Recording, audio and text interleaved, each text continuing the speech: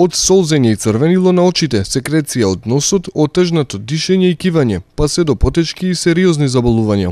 Постојат повеќе видови алергии кои кај пациентите се диагностицираат на различен начин. 50% од дечињата покажуваат манифестации, особено тие што имаат астми, покажуваат до својата 5-та година.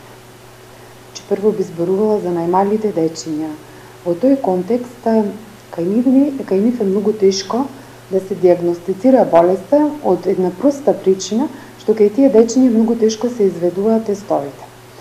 Златно правило, значи, кај такви дечиња да се направи прик алерголошки тестови, впрочем и кај возрастните, но сега конкретно зборувам за кај дечињата, што би значило тоа да до кај 3 годишна возраст имунитетот кај тие дечиња не е доволно оформен, така да тие прикожни тестови, впрочем и не се работат, односно не се сигнификантни за самата диагностика. Алергијата која од година во година има се поголем број пациенти се манифестира на повеќе начини. Најповеќе би обрнала внимание кај ринитот алергиски. Тоа значи пациентот доаѓа со едни симптоми на чешење на носот, па имаме едно типично чешење што ние го викаме алергиски поздрав со дланката нагоре. Значи пациентот пробува да ги намали тие симптоми на конгестија, односно на запнат нос, на чешење на носот, кивање. Исто така пациентот има тешко спие навечер, една апнеја, слип апнеја може да се јави, тешкоти затоа што со тоа што запнат е носот, значи обструкцијата носна го тера самиот пациент да диши низ уста.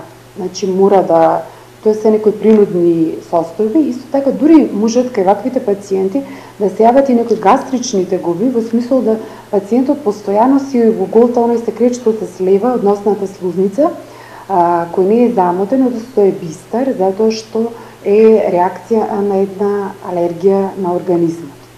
И ваквите пациенти може долго време да имаат вакви симптоми, и многу често кај голем број од пациентите заради нетретирање, односно нелечење на ваквата здравствена состојба, многу често се јавува појава на алергиска астма.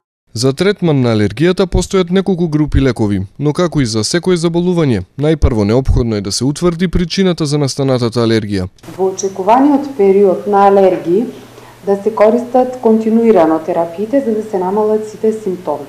И уште една друга група на лекови, тоа се инхалаторните кортикостероиди, значи спреј за нос од типот на фликсотиде, значи флутикасонска група, бекотиде, беконазе, значи такви лекови да се користат како инхалаторна терапија, со тоа што инхалаторните препарати немаат никакви несакани ефекти, а многу добри ефекти при контрола на самата болест.